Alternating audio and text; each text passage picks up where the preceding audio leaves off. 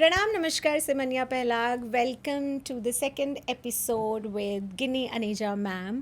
पहले एपिसोड में हमने बहुत सारी इंटरेस्टिंग बातें करी थी। जिसने पहला एपिसोड नहीं देखा है वो देख लेना। और दूसरे एपिसोड में आपका बहुत बहुत स्वागत है सबका, मेरी ऑडियंस का और गिनी अनीजा मैम का। नमस्ते, थैंक यू। अब शुरू करते हैं। हम जो 2011 में एंड ऑफ द अर्थ की हम बात कर रहे थे, या हमने जब सुना था जब हम छोटे थे कि 2012 में अर्थ का एंड हो जाएगा दुनिया या खत्म होने वाली है। कलयुग ख़त्म हो जाएगा। उसको थोड़ा सा मेरे को जानना है कि ख़त्म क्यों नहीं हुआ, और अगर होना था तो मतलब इतना क्यों उसको ऐसे बना दिया कि ख़त्म हो जाएगी धरती, सब चला जाएगा यहाँ हाँ, कुछ से। हुआ तो नहीं और ना। उस पर एक मूवी भी बनी थी 2012। बहुत सारी बनी थी। हाँ हाँ हाँ, इंडिपेंडेंस करके भी एक मूवी बनी थी शायद। इंग्लिश फिल्में बहुत बनी बहुत थी, बहुत हिंदी बहुत। बनी थी। तो जब मैं छोटी तो खैर नहीं, मैं जवान थी तब हमने सुना था 2000 में दुनिया ख़त्म हो जाएगी। ठीक है, पहले 2000 से शुरुआत हुई। उसके बाद आया नहीं 2000 में, नहीं 2012, 21 दिसंबर 2012 में ख़त्म होगी। करेक्ट। 21 दिसंबर मेरा बर्थडे है। 21 दिसंबर के दिन दुनिया ख़त्म हो रही है। अय्या, मैंने कहा ये तो मेरे बर्थडे पे मेरे को मार डालेंगे। फिर आई मेरी ज़िंदगी में लॉ ऑफ वन, और अब 2012 भी निकल गई, दुनिया तो ख़त्म नहीं हुई। तो हम सब कहते थे अरे जी लो जी लो, पूरी तरह से जी लो, दुनिया ख़त्म होने वाली है, जो करना है उससे पहले जी लो पूरी तरह।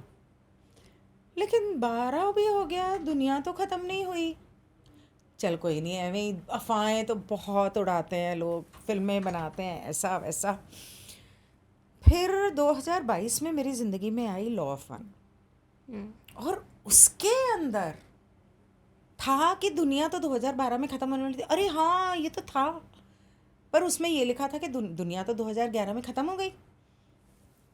दुनिया 2011 में ख़त्म हो गई, हम तो यही हैं, धरती भी यही है, पेड़ पौधे जानवर, हमारी ज़िंदगी सब कुछ तो ऐसे ही है। तो इसका मतलब क्या हुआ? तो लॉ ऑफ वन में हमने ये सीखा, या यूं कहो कि हमें ये समझ में आया कि एक्चुअली दुनिया ख़त्म होने का मतलब ये था कि कलयुग ख़त्म होने वाला है। अब कलयुग एक्चुअली ख़त्म नहीं हुआ है, कलयुग अभी भी है, इतना कुछ तो हो रहा है दुनिया में, तो कलयुग तो है, लेकिन उसके ख़त्म होने की शुरुआत। और ख़त्म होने का मतलब क्या है? ख़त्म होने का मतलब है, जैसे कि मैंने बताया, first density, second density, third density, fourth, fifth, six, seven.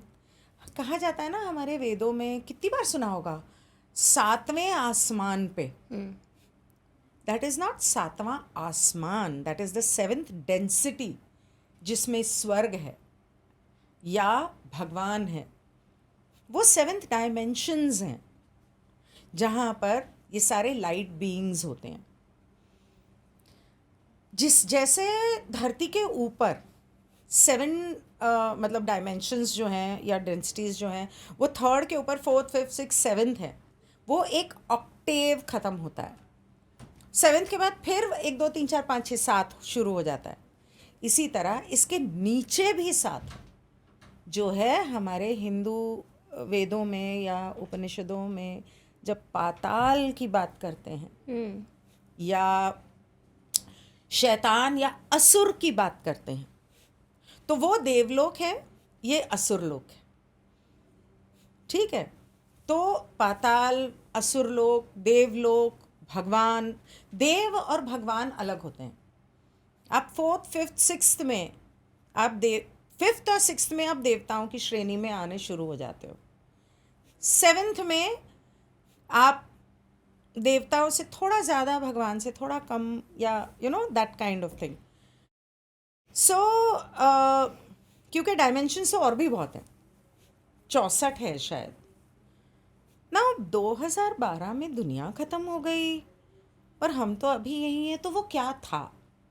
वो ये था कि हमारी धरती जो है, इसके ऊपर इंसानों की या थर्ड डेंसिटी की लाइफ 75,000 साल की थी, और वो 75,000 साल अब ख़त्म हो रहे हैं। तो 2011 में वो एक तरह से ख़त्म हो गए, बट उसमें 100-200 साल का, 500 साल का थोड़ा एक ग्रेस पीरियड होता है। यहाँ से इंसान फोर्थ डेंसिटी में जाएंगे। अब फोर्थ डेंसिटी में जाएंगे, मतलब नाउ व्हेन यू से डेंसिटी और dimension, what is it actually about? It is about आप एक चुनाव करते हो। ध्रुवीकरण का मतलब है आपका झुकाव। आपका झुकाव किस तरफ है?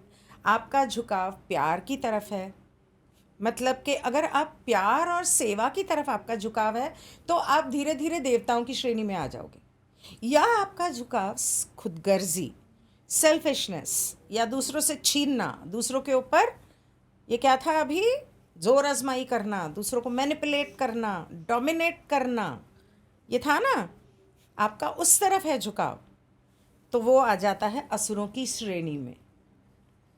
ओके ठीक है? ओके तो असुरों की श्रेणी में तो क्या असुर में मतलब वो नीचे चले जाते हैं? नहीं, थर्ड डेंसिटी में तो आ चुके हैं ना। तो यहाँ से असुरों की श्रेणी भी चौथे पांचवे में जाती है। जैसे लॉ ऑफ वन में हमें पता चला कि जैसे चंगेज़ खान था ना, लोग डरते थे उससे, चंगेज़ खान आ गया, राजा था यहाँ पे। आज वो पता कहाँ है? आज वो फोर्थ डेंसिटी में ना उन लोगों का पोस्टमैन बना हुआ है। Is it? हाँ। कैसे पता चलता है ये?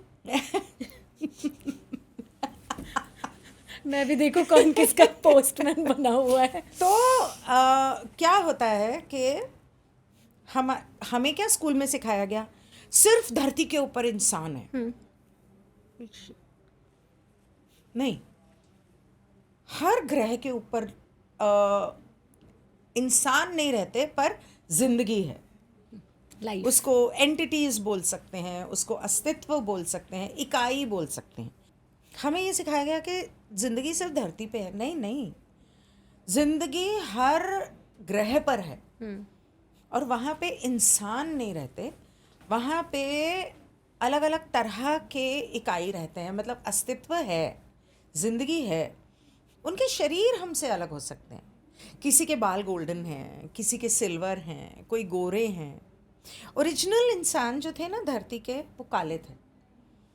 जैसे अफ्रीकन्स हैं, इंडियंस हैं, ये ओरिजिनल जिंदगी थी धरती की।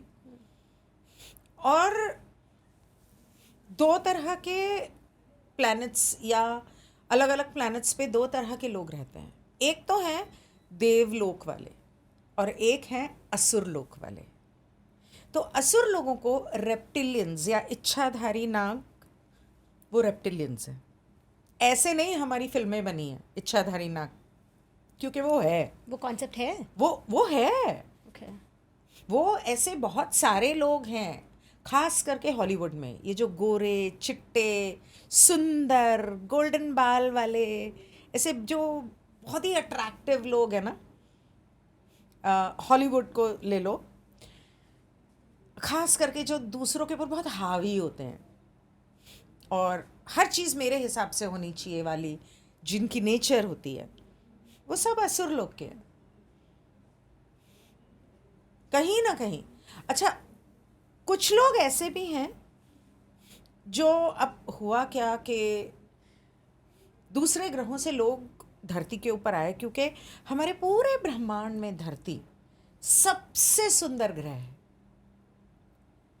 जैसे अगर आप मेरे चैनल पे सर्पो प्लैनेट के बारे में सुनोगे, जहाँ यूएसए का एक्सचेंज प्रोग्राम हुआ था, इंसानों को भेजा गया था और वहाँ के 2-3 एलियंस को इन लोगों ने कैप्टिव कर लिया था।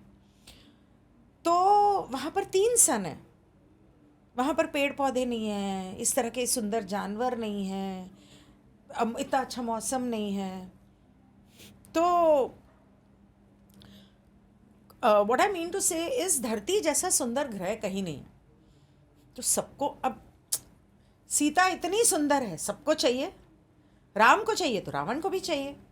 तो यूं समझ लो कि रावण जैसे लोग हैं या उसके वंशज हैं, और राम के वंशज यहाँ हैं। ठीक है?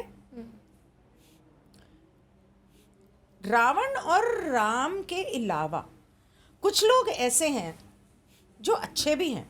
अब कुछ इधर के लोग, कुछ इधर के लोग, मेन विमेन, प्यार हो गया, बच्चा पैदा हो गया, थोड़े इसके गुण हैं, थोड़े इसके गुण हैं। अब 75,000 साल से और फिर पुनर्जन्म पुनर्जन्म। तो कुछ लोग ऐसे भी हैं जिनके अंदर एक्चुअली बहुत अच्छे हैं लेकिन कभी कभी गलत काम कर जाते हैं, और कुछ लोग ऐसे हैं जो एक्चुअली बहुत बुरे हैं लेकिन कभी कभी अच्छे काम भी कर जाते हैं, यस चाहे किसी भी वजह से करते हो। तो वो मिक्स्ड वैरायटी है, उसको बोला जाता है सिटिंग ऑन द फेंस। जिनको ये नहीं पता कि मुझे क्या करना है, मुझे अच्छा बनना है या मुझे बुरा बनना है, कि मैं स्पिरिचुअल हूँ तो मैं ओम शांति वाली इंसान हूँ, ठीक है, लेकिन अगर कोई मेरे साथ बदतमीजी करेगा या मेरा हक छीनने की कोशिश करेगा तो क्या मुझे फिर भी उसे शांति बोलनी चाहिए, या एक थप्पड़ मारेगा तो दूसरा गाल आगे करना चाहिए, या चंडी बन के सामने खड़ा होना चाहिए? वो समझ ही नहीं पाते। तो कभी ये भी करते हैं और कभी ये भी करते हैं। जब हक की बात आती है या इंसाफ की बात आती है तो लड़ना आपका धर्म है। कृष्ण ने अर्जुन को बोला था कि लड़ो। कृष्ण ने शिशुपाल की गर्दन भी काटी थी कि तू 100 गुना तेरे को माफ, 101 पे मैं तुझे नहीं छोड़ूंगा। वही मोदी ने किया, इतनी बार पाकिस्तान ने किया, आखिरकार उसने अपना शिशुपाल और वो कृष्ण वाला हथियार इस्तेमाल किया। तो गलत नहीं किया, लेकिन अच्छाई और बुराई एक्चुअली दुनिया में होती नहीं। कुछ सही नहीं है, कुछ गलत नहीं है, कुछ अच्छा नहीं है, कुछ बुरा नहीं है। हम उसे अच्छा बुरा सही गलत बनाते हैं। तो जो असुर हैं उनको हर चीज़ में सिर्फ बुराई नज़र आता है। कुछ लोग ऐसे होते हैं ना जिनसे आप मिलो, वो जब से मिलते हैं, चाहे वो 1 घंटा हो या 1 दिन हो, वो दुनिया भर में हर एक की सिर्फ बुराई ही करते हैं, उनको किसी में कुछ अच्छा दिखता ही नहीं। Correct. होते हैं ना? बिल्कुल होते हैं। और कुछ लोग ऐसे होते हैं जो ना ठीक है कोई नहीं, माफ़ कर पर दो। ये बहुत कम होते हैं, ये वाले। कम होते हैं, आई अग्री। लेकिन कई बार ये होता है कि वो बुरे नहीं होते, वो दिल के बहुत अच्छे होते हैं, लेकिन कभी कभी उन्हें अपने हक के लिए या इंसाफ के लिए लड़ना पड़ता है। भाई ज़माना होता ही ऐसा है। सेकेंडली, हम जितने हैं, अच्छे हैं बुरे हैं, या जिसने अपना चुनाव नहीं किया अच्छे या बुरे साइड का, हम सब अपना सोल कॉन्ट्रैक्ट लिख के खुद ही आए हैं। ये जो हुआ ये हमारे सोल कॉन्ट्रैक्ट में था कि तू आना मुझसे लड़ना। अच्छा, ये होता है सोल कॉन्ट्रैक्ट। हाँ, पहले से कॉन्ट्रैक्ट बना हुआ है पैदा होने से पहले। और आपकी सोल बस उसको प्ले कर रही है। हाँ, तो अच्छा ओके, तो I tell you what is soul हाँ, contract. Correct. Remind me to come back on track. Yes. Soul contract ये होता है 5th डायमेंशन में हम सभी का, यहाँ तक कि ये ग्लास, ये ट्रे, ये दीवार, हर चीज़ में ज़िंदगी है। They are all alive, we think it's not, it's all alive. It is. Soul contract वहाँ पे हमारे सोल्स का होता है जिसके अंदर 3rd डेंसिटी से आगे, इससे पहले का नहीं, जिसके अंदर ईश्वर की सोल है जो यहाँ पे पैदा होता है। उसके आकाशिक रिकॉर्ड्स में एक स्क्रोल होता है, पुराने ज़माने में महाराजा के स्क्रोल वैसा। बहुत बड़ा कमरा है और मीलों दूर, और वो लाइब्रेरी होती है ना जैसे कॉलेज की, ऐसे बहुत सारे वो रखे हुए हैं अलमारियाँ, और उसके अंदर स्क्रोल्स पड़े हैं। और वो स्क्रोल्स के अंदर हम जैसे कर्म करते हैं वैसे उसके अंदर आगे का एक्शन ऑटोमेटिकली चेंज होता जाता है। It is written in light, it is written by light, it is written by our karma. तो सोल कॉन्ट्रैक्ट ये होता है कि अच्छा ठीक है, अब मैं जन्म लेने वाली हूँ। गाइया चैनल के ऊपर एक एस्ट्रल सिटी करके है, उसके अंदर समझ में आएगा आपको कि मरने के बाद ज़िंदगी कैसी होती है, सोल कॉन्ट्रैक्ट कैसे बनते हैं। तो हम लोग सब एस्ट्रल सिटी, ऐसी बहुत सारी सिटीज़ हैं धरती के ऊपरी हिस्से में जहाँ पे हमारी असली ज़िंदगी है। ये तो माया जाल है ना, ये तो इल्यूजन है। ये सच नहीं है। यहाँ सिर्फ हम अपने शरीर को छू पाते हैं इसलिए हम इसको सच समझते हैं, पर ये असलियत नहीं है। नींद नहीं आएगी मुझे आज। ये असलियत नहीं है। This is not reality, this is maya jaal. ये कृष्ण ने भी बोला है कि ये जिंदगी एक माया है। तो the real life and the real home is those astral cities जहाँ पे हम अच्छा तुम मेरी माँ बनना और तुम्हारे साथ मेरा रिश्ता ऐसा रहेगा, तुम मेरे पिता बनना, तुम मेरे भाई बहन, मेरे बाद कितने भाई बहन होंगे, मेरे पहले कितने भाई बहन होंगे, वो सब हम वहाँ डिसाइड करते हैं। Friends, neighbours. अच्छा मैंने ये सीख लिया, मैंने पेशेंस सीख लिया, मैंने लव भी सीख लिया, लेकिन अनकंडीशनल लव मुझे सीखना है। तो तुम एक काम करना, तुम मेरे ना दोस्त बन के या मेरे बॉयफ्रेंड बन के आना और तुम मुझे ऐसे तंग करना ताकि मैं अनकंडीशनल लव सीखूं। ये भी हम पहले से हाँ जी। तो तुम मेरे साथ ऐसे करोगे और मैं तुम्हें माफ़ करूँगी और तुम्हें हर हाल में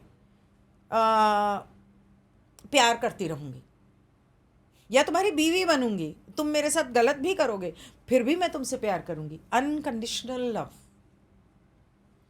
सब कुछ हम तय करके आते हैं।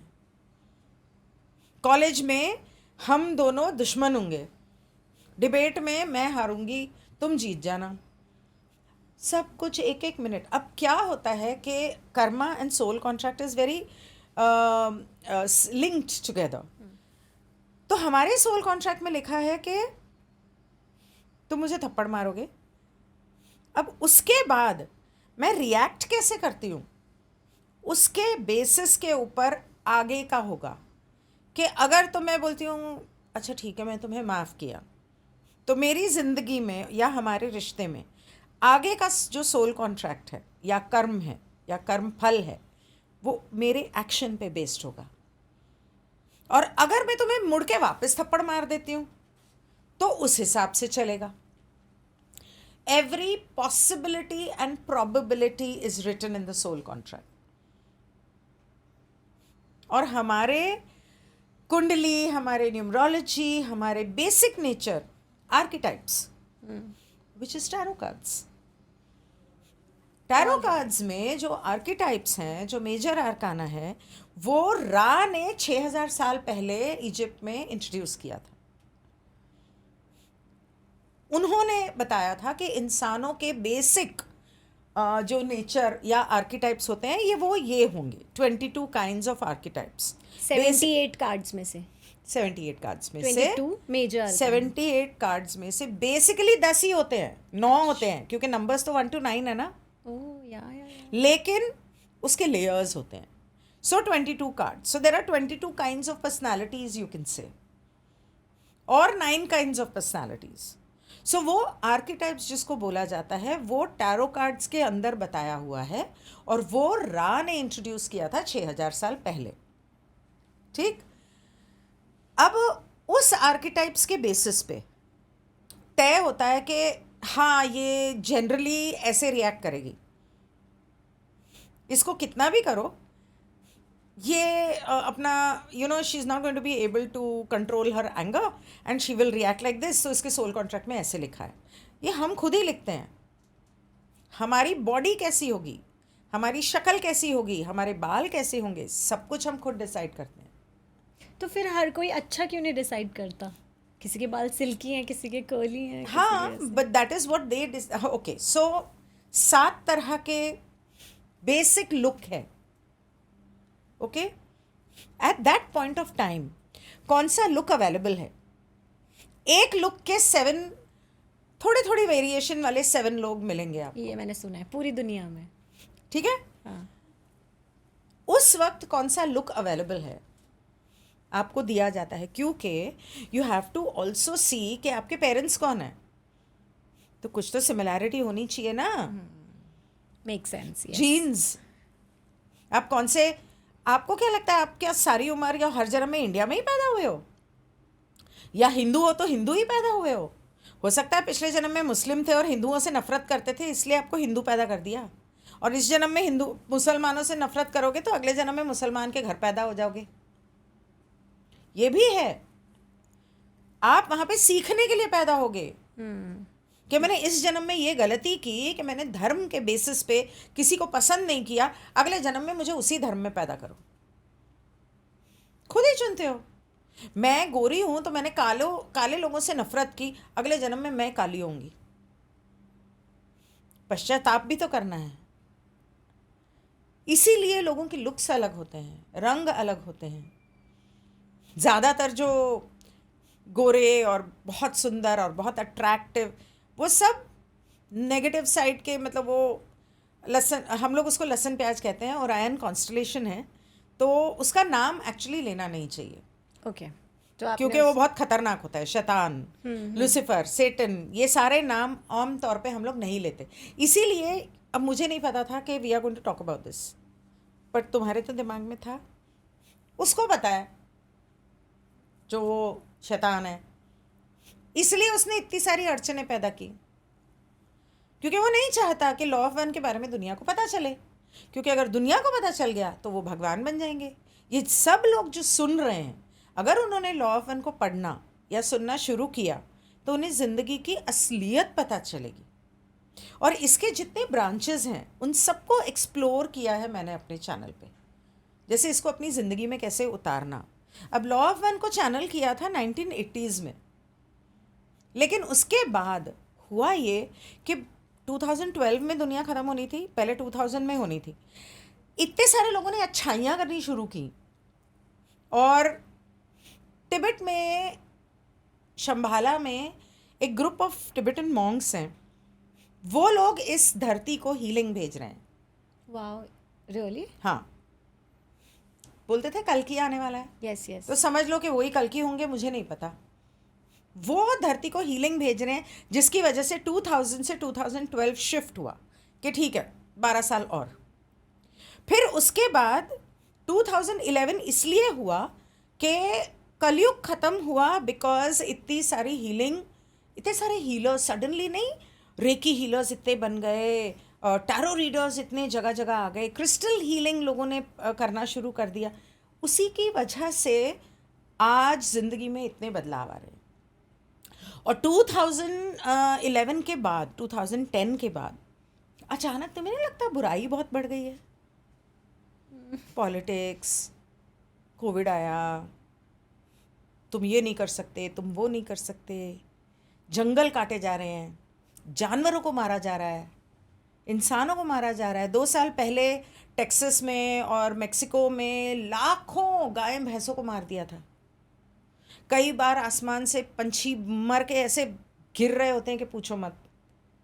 ये क्यों हो रहा है?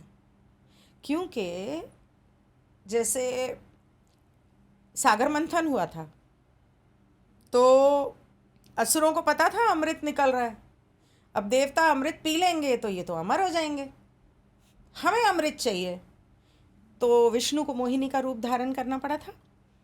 उसमें भी राहु केतु ने अमृत पी लिया धोखे से। कुछ वैसा अभी हो रहा है, अच्छाई बढ़ रही है, देवलोक में पहुंच जाएगी धरती।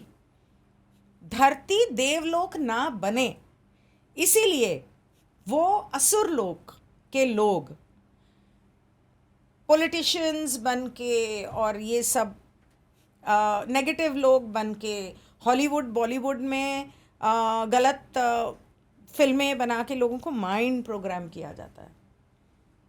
और रेप्टिलियंस, वो असुर वाले, इच्छाधारी नाग वगैरह, ये लोग धरती पर बुराई बढ़ा रहे हैं और इंसानों को कंट्रोल करने की कोशिश कर रहे हैं, ताकि धरती देवलोक ना बने और इंसान जो हैं वो देवता की तरफ ना बढ़ें।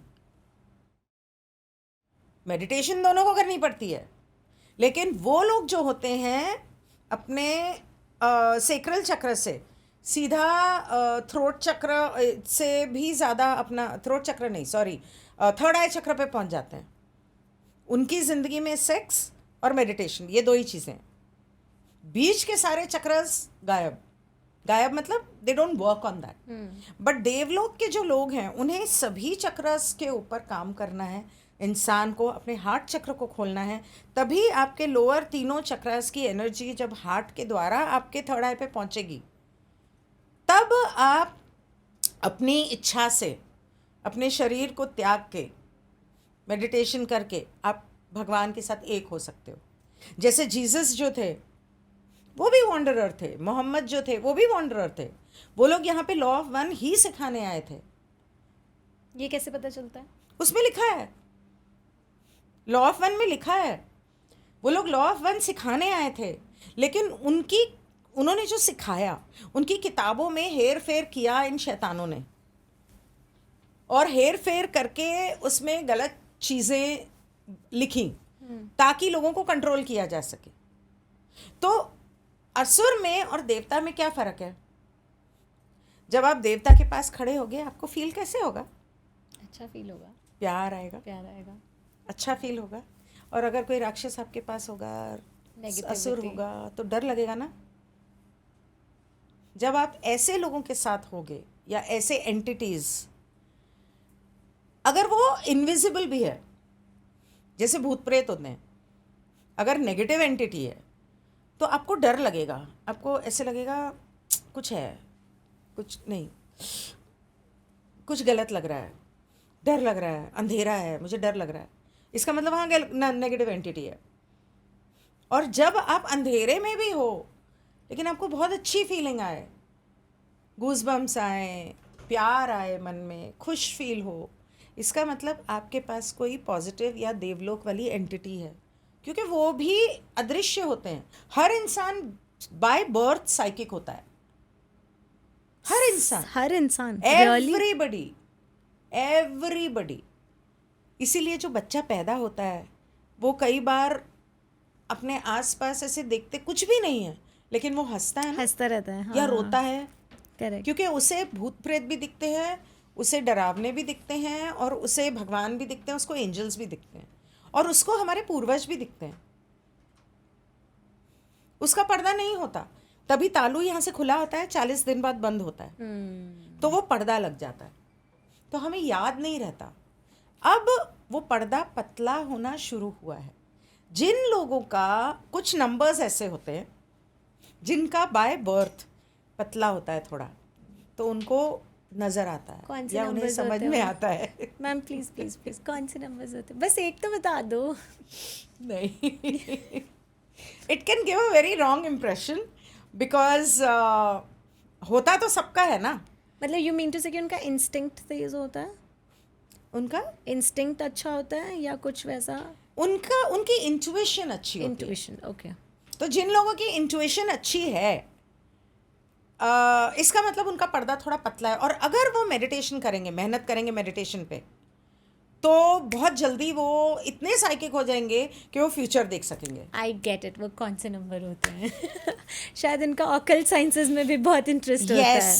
यस, और ड्रीम्स में उनको प्रिडिक्टिव ड्रीम्स आते हैं, ल्यूसिड ड्रीमिंग Correct, होती है। correct. कि ल्यूसिड ड्रीमिंग ये होती है कि आपको ड्रीम आ रही है, आपको ड्रीम में पता है कि ये ड्रीम है, फिर आप बोलते हो नहीं नहीं नहीं उधर नहीं जाना, इधर आओ, ये ड्रीम का रिजल्ट चेंज करना है।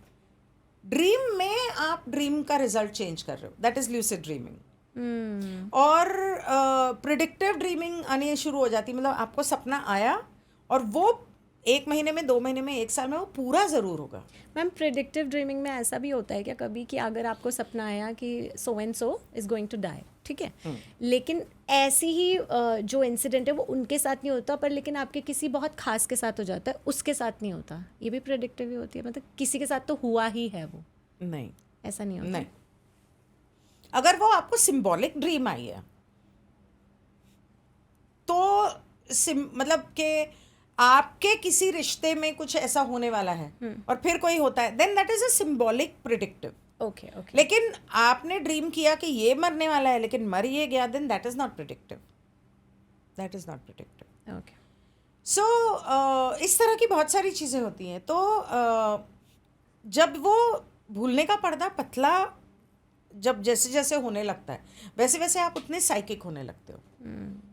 तो वो यहाँ पे बोला जाता है साइकिक, जैसे बहुत लोगों को भूत नज़र आते हैं, मुझे फीलिंग आती है, कभी कभी नज़र भी आ जाते हैं, मेरे बेटे को नज़र आते हैं, मेरे काफ़ी सारे फ्रेंड्स हैं, I mean most of them are all in the healing field, so बहुत लोगों को उन लोगों को नज़र आता है, they can literally see and talk, उनको पता है उसने क्या पहना है। जैसे पिछली बार मैं दिल्ली आई थी, तो ये अभी 1-2 महीने पहले, तो मैं जिस एयरबीएनबी में रुकी थी वहाँ पर मुझे एक एंटिटी दिखी, और मुझे ये भी पता है कि वो दिखने में कैसा है, उसने कौन से कपड़े पहने हैं। अब मैं कंफ्यूज हो गई क्योंकि वो सेम एंटिटी को मैंने अपने घर में भी देखा था, और जब मैं आ रही थी, मैं ट्रेन से आई थी, तो मुझे ट्रेन में कंटिन्यू वो स्मेल आ रही थी एक बड़ी गंदी सी, तो मैं समझ गई कि मेरे साथ कोई एंटिटी चल रही है। तो मुझे थोड़ी कन्फ्यूजन थी कि ये एंटिटी मेरे साथ बॉम्बे से दिल्ली आई है, क्योंकि देखने में तो वो सेम ही लग रही है, या ये दिल्ली में इस फ्लैट में कोई नई एंटिटी है। दोनों चीज़ें पॉसिबल है, कुछ भी पॉसिबल है। सो ऐसा होता है। तो मैं वो कई बार नहीं जाऊंगी आज रात को। बहुत डर गई हूँ मैं। मेरी मम्मी मुझे कहती है किस बात का डर लगता है तुमको, तो मैंने बोला भाई भूत प्रेत से मुझे बहुत डर लगता है। मम्मी कहती जो होते नहीं हो उनसे तुम्हें डर लगता है, जो आदमी होते हैं उनसे नहीं, तुम्हें वो डर होते नहीं हैं, लगता। हमें नज़र नहीं आते। हाँ, करेक्ट। लेकिन एक्चुअली उनसे डरने की ज़रूरत नहीं है, क्योंकि जब तक आप उनके साथ बुरा नहीं कर रहे हो वो आपका बुरा करते नहीं है। हम बुरा कैसे कर सकते हैं मतलब? हम जैसे, मैंने अभी जब इक्लिप्स हुआ था तो मैंने अपने घर में हवन किया था, 4 घंटे 5 घंटे वो हवन चला। अब वो इतना हवन करने के बाद तो मेरे घर में कोई एंटिटी टिक ही नहीं सकती। आप माँ काली का हवन कर रहे हो, सारे 7 ग्रह का मंत्र कर रहे हो, और इतना कर रहे हो, शुद्धिकरण कर रहे हो, तो घर में कोई एंटिटी टिक ही नहीं सकती। तो वो मेरा इरादा था करने का। उनको तो पता चलता है आप क्या सोच रहे हो, आप क्या कर रहे हो, वो आपको सुन सकते हैं, देख सकते हैं। तो मैं तो रोज़ अपने हस्बैंड से कह रही थी मैं पूजा करनी है। उनको तो पता है ना कि आपके दिमाग में क्या है। तो मुझे मेरे घर में ना स्मेल आती थी, गंदी सड़े हुए मांस की, कभी गटर की, और मुझे पता था कि वो है मेरे साथ, और मैं उसको बोलती थी हाँ तेरे को जो करना है कर ले, मैं तो करने वाली हूँ। मैं बोलती थी अपने मन में कि मुझे पता है कि ये आसपास है और ये मुझे रोक रहा है करने से, डराने की कोशिश कर रहा है। तो वो आपको डराने की कोशिश करते हैं। जैसे वो पैरानॉर्मल वाला देखा था ना मेरा एपिसोड, वो डराने की कोशिश करते हैं। तो मुझे काफ़ी महीनों और सालों तक उसने हार्म नहीं किया। जब मैंने उसे भगाने की कोशिश की तब उसने मेरे को अपना असली रूप दिखाना शुरू किया, लेकिन भगाना तो था ही। पर जब मैम वो हार्मलेस होते हैं तो हम लोग क्यों उन्हें भगाने की कोशिश करते हैं? क्योंकि हम डरते हैं। डर बहुत लो वाइब्रेशन होती है, तो जब आप डर में आ जाते हो अपनी वाइब्रेशन को आप कम करते हो।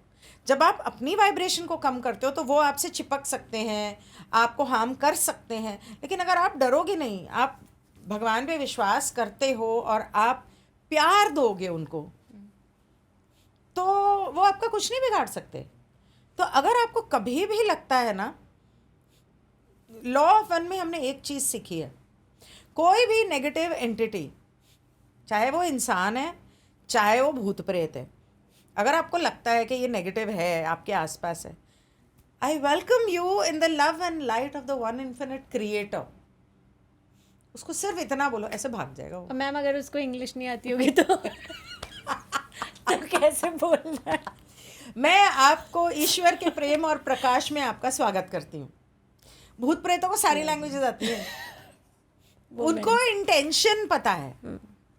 The moment you say that, तो गॉड की see you have to understand one thing, हमारे शब्द जो होते हैं ना, हम जो बोलते हैं, हम जो सोचते हैं, वो एक्चुअली वर्ड्स नहीं हैं, वो एक वाइब्रेशन है।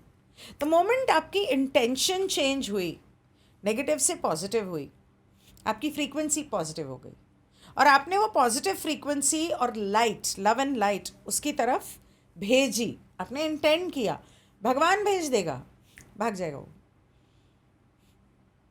तभी कहते हैं हम जैसा यूनिवर्स में थ्रो करते हैं वैसा ही हमारे साथ होता है। ये वाइब चेक वाला हाँ। सीन है। तो ये जो basically coming back to 2011 and 2012 कि दुनिया ख़त्म हो रही है, तो ये थर्ड डेंसिटी की जो ज़िंदगी है, नोहाज़ आर्क की स्टोरी सुनिए। नोहा आर्क बचपन में हर स्कूल में पढ़ाई जाती थी, केजी स्टैंडर्ड में, कि उसने दुनिया ख़त्म हो रही थी, बाढ़ आ गई, तो उसने हर जाति के 2-2 जानवर अपनी बोट पे रखे। हाँ हाँ हाँ हाँ हाँ याद आया? हाँ हाँ हाँ। और फिर वो उनको लेके निकल गया, फिर वहाँ से दुनिया दोबारा शुरू हुई। सो 25,000 के 3 साइकिल थे। 25,000 के बाद दुनिया ख़त्म हुई, दोबारा शुरू हुई, फिर 25,000 के बाद ख़त्म हुई, That's फिर how शुरू it हुई। makes 75, अब फिर 25,000 की साइकिल ख़त्म हुई 2011 में। Okay. लेकिन वो 75,000 की जो मेजर साइकिल है वो भी ख़त्म हो गई। Alright. और इसी वजह से इस धरती के ऊपर शायद आई थिंक 2050 नहीं तो मैक्सिमम 100 साल, मुझे तो नहीं लगता 100 साल भी लगेंगे, लेकिन मैक्सिमम 100 साल में इस धरती के ऊपर ना कोई प्राणी बचेगा, ना कोई इंसान बचेगा, ना कोई पेड़ पौधे, मतलब कुछ भी नहीं, ख़त्म हो जाएगा पूरा सब कुछ। कब से गिनेंगे ये 100 साल? 2011 से। 11 से। चलो मैं तो बच ही जाऊंगी तब तक। हमारा पूरा हो जाएगा कोटा। क्या पता 2050 में भी हो जाए, क्योंकि कहा जाता है कि 2050 तक बहुत कम इंसान रह जाएंगे। अभी तो 2030 झेल लो पहले। 2030 का एजेंडा जो है वो कंप्लीट करना है, तो इसीलिए 2020 के बाद इतने लोग मरे हैं ना, क्योंकि उनको मारा गया है। वो मरे नहीं है, उनको मारा गया है। ये सब लॉ ऑफ वन के according can be controversial. Political controversies of law of ones शैतान, so everything is very connected. तो वो जिसको हम पॉलिटिक्स यहाँ पर बोलते हैं वो एक्चुअली वो शैतानी प्लैनेट के एंटिटीज़ हैं जिन्होंने यहाँ के इंसानों के ऊपर कब्जा किया हुआ है। जैसे यूँ कह सकते हो कि वो लोग इनके शरीर में घुस के इनसे काम करवा रहे हैं। एक आदमी है जिसका नाम कुछ बिल्ली जैसा है, बिल्ली का दरवाज़ा, दरवाजे को इंग्लिश में क्या बोलते हैं? डोर और गेट, गेट, बिल्ली। अच्छा okay okay I get it yes. तो वो मेन शैतान है। शैतान नहीं है, उसका दूत है। ओके और ये बहुत सारे लोग जो है ना वो एक्चुअली अपनी सोल को ट्रांसफ़र कर चुके हैं दूसरी बॉडी में। ये लोग तो सब क्लोन्स हैं जो यहाँ पे, जैसे वो जो चंगेज़ खान है वो वहाँ पोस्टमैन बना हुआ है, ये लोग भी आगे जाके पोस्टमैन ही बनने वाले हैं। मैं तभी कह रही थी बता दो मुझे पहले, सबसे पहले कि कौन कौन पोस्टमैन बनने वाला है। कुछ क्लिंटन जैसे लोग हैं, फैमिली क्लिंटन की फैमिली है, कुछ हॉलीवुड के सारी फैमिलीज़ हैं, बॉलीवुड की फैमिलीज़ हैं। ये लोग सब खुद को समझते हैं कि हम बड़े राजा बनने वाले हैं। इनको आगे जाके पता चलेगा जब इनकी बैंड बजेगी।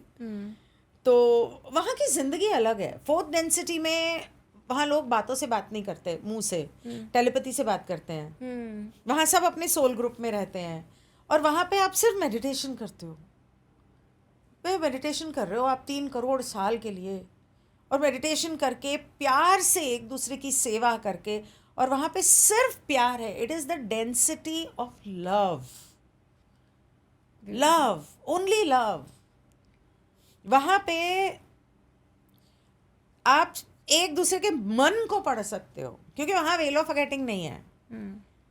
तो इमेजिन कि धरती के ऊपर अगर 4th डेंसिटी के सारे लोग बन गए तो सब एक दूसरे को प्यार करेंगे, एक दूसरे की सेवा करेंगे, कितनी अच्छी हो जाएगी ज़िंदगी। जहाँ पैसा नहीं होगा, पैसा भी शैतान लाया था, पैसा नहीं था पहले धरती पे, वो भी ये शैतान लेकर आया है इस कलयुग में। पहले कहाँ था? पहले पैसा था। राम पैसे से खरीदते थे या कृष्ण पैसे से खरीदते थे?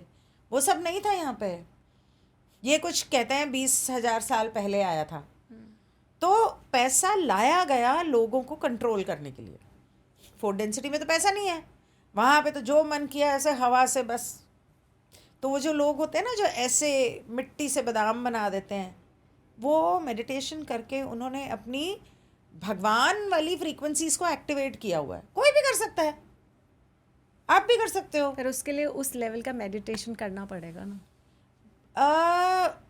मेडिटेशन करना पड़ेगा, सबको करना पड़ेगा, लेकिन उसके अलावा अपने हार्ट चक्र को खोलने की ज़रूरत है।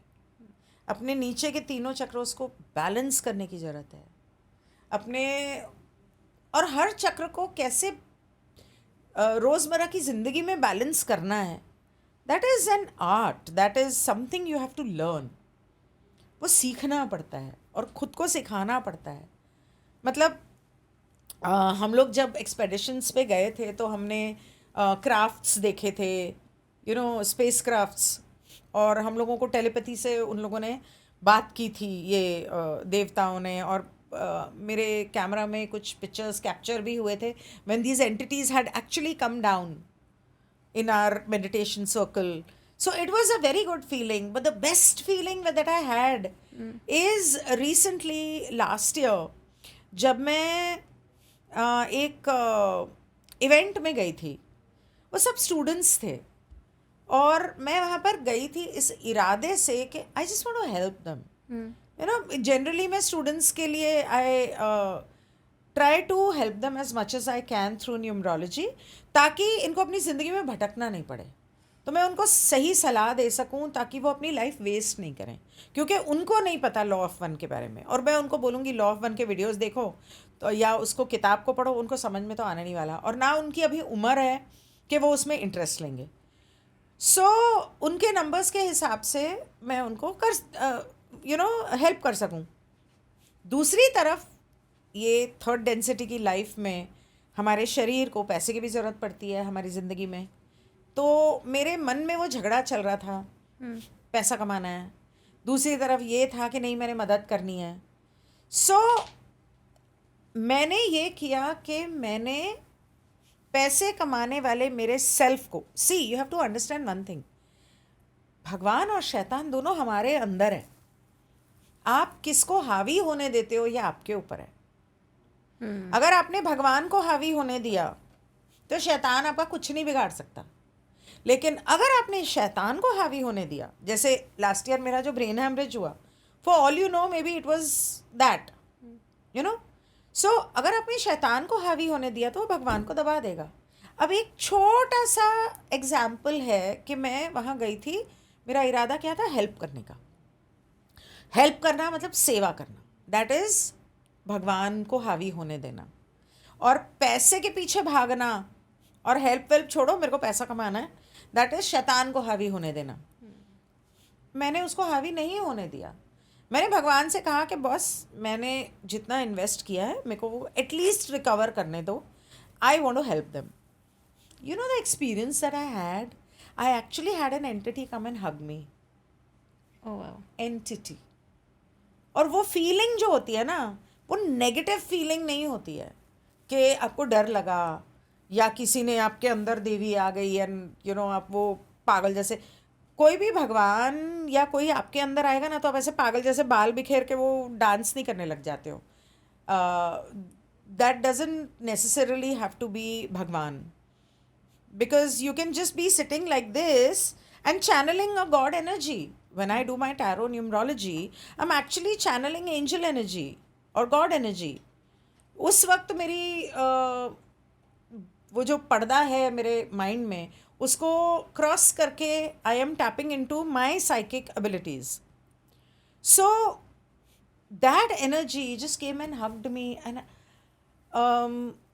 मुझे ऐसे लगा जैसे किसी ने मुझे हग किया, या मेरे को ना यहाँ हार्ट पे किसी ने ऐसे सम एनर्जी फट करके ऐसे प्रेशर हुआ and then somebody hugged me and पूरे बॉडी में मुझे गूज़बम्प्स आए एंड इतना प्यार फील हुआ ना कि मेरी आंखों में आंसू आ गए। दैट विल हैपन, एंड ये हमारे साथ बहुत बार हो चुका है जब से हमने लॉ ऑफ वन शुरू किया है, बहुत सारे लोगों के साथ हो चुका है। तो हमें पता है कि वो एनर्जी, कभी भी कोई नेगेटिव एंटिटी होगी ना आपको डर लगेगा, पॉजिटिव एंटिटी होगी you will get goosebumps, you will feel love and इतना प्यार कि आपके आंखों से ना आंसू टपकने लग जाएंगे। तभी एट टाइम्स जब हम मंदिर में जाते हैं या किसी भी उसमें, तो हम इमोशनल इसलिए होते हैं क्योंकि वो पॉजिटिव एंटिटी होती है। Yes, okay.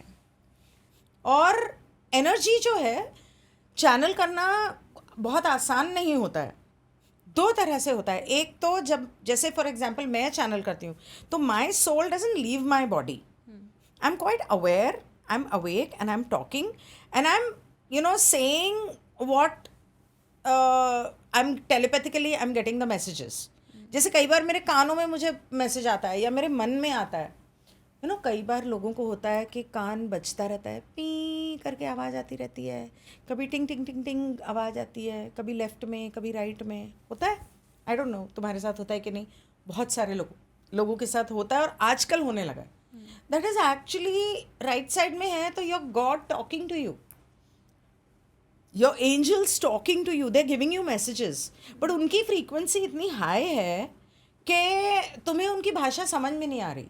At that point you have to tell them, please give me messages in a manner which I can understand. यहाँ पर आती है एंजल हीलिंग, कि यहाँ पर आप थोड़ी सी एंजल हीलिंग को समझोगे तो आप इस चीज़ को समझोगे। तो जब आप चैनलिंग कर रहे हो तो I channel my angels, I mean I call on to them, and angels, भगवान, देवता, देवदूत, ये सारे एक ही हैं, कोई अलग नहीं है। तो जब आप चैनल कर रहे हो कॉन्शियसली, मैं चैनल कर रही हूँ, तो मेरी आत्मा को शरीर से निकलना नहीं। कुछ लोग ऐसे होते हैं, जैसे लॉ ऑफ वन जो चैनल की थी, तो कार्ला की आत्मा को अपनी शरीर से निकलना पड़ता था और रा उसकी बॉडी में एंटर करते थे।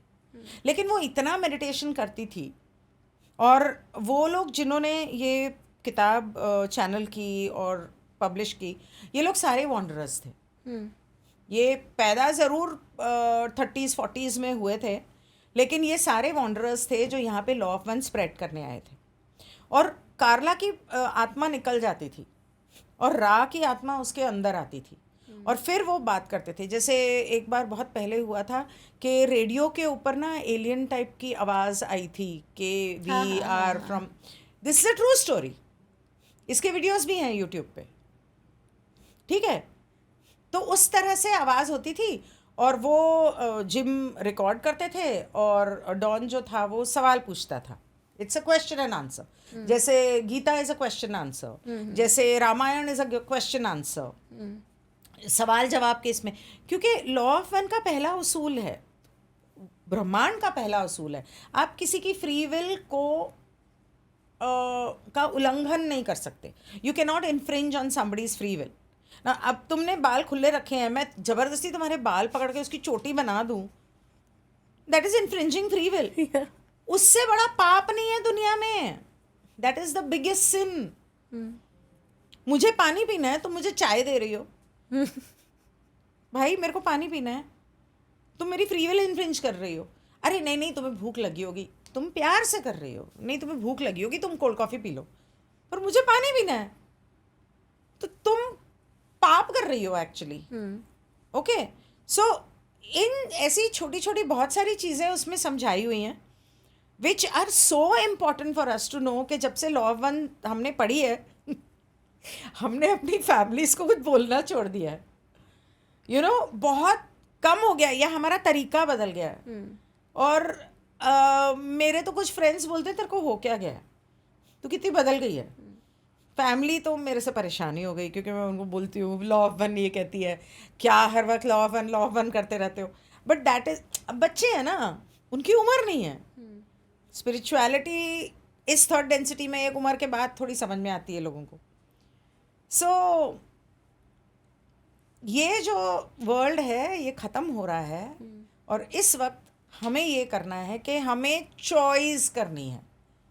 हार्वेस्ट करके उसमें एक कॉन्सेप्ट है कि हार्वेस्ट का मतलब है कि हमारी सोल को हार्वेस्ट किया जाएगा। सोल को हार्वेस्ट किया जाएगा मतलब सोल को निकाल के ले जाएंगे, वो बॉडी से ही निकाल के लेके जाएंगे ना। बॉडी को ले जाके क्या करेंगे, अचार डालेंगे। बॉडी तो थर्ड डेंसिटी की है, वो यहीं पे धरती पे ही है, वो किसी और प्लैनेट पे वो जी भी नहीं सकती। ये बॉडी वहाँ पे काम ही नहीं करेगी। तो आपकी सोल को निकाल के लेके जाएंगे, वो चाहे वो स्पेसक्राफ्ट से आए और तुम्हारी सोल को ले जाएं, या बॉडी के साथ ले जाएं और बाद में तुम्हारी सोल निकाल लें, वो दैट्स सेकेंडरी।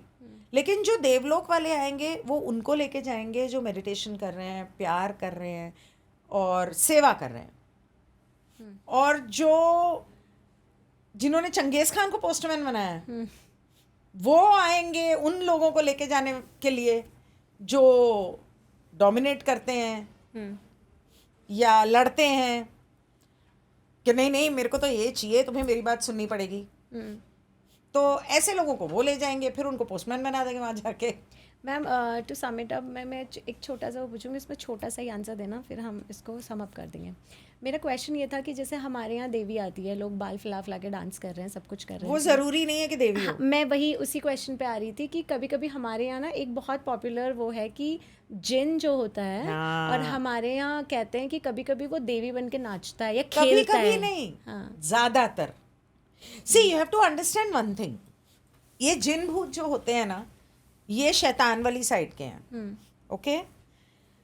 अब वो अगर आपके अंदर आके देवी का नाटक कर रहे हैं तो वो झूठ बोल रहे हैं, तो आपकी इन्फ्रिंज कर रहे हैं। आपके बॉडी में आई क्यों रहे हैं?